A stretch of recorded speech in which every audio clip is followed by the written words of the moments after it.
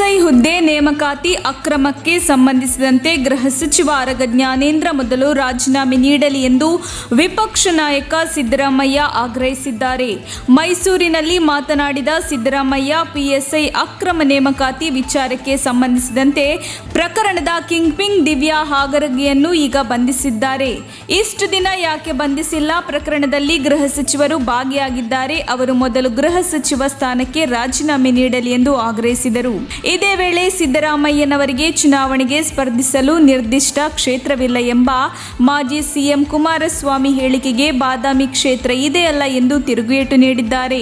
ನಾನು ಬಾದಾಮಿಯಿಂದ ಗೆದ್ದಿದ್ದೇನೆ, ಬಾದಾಮಿಯಿಂದ ಸ್ಪರ್ಧಿಸುತ್ತೇನೆ, ವರುಣಾದಿಂದಲೂ ಸ್ಪರ್ಧಿಸಿ ಎಂದು ಹೇಳುತ್ತಿದ್ದಾರೆ. ವರುಣ ಚಾಮುಂಡೇಶ್ವರಿಯಿಂದಲೂ ಸ್ಪರ್ಧಿಸುವಂತೆ ಕರೆ ಬಂದಿದೆ.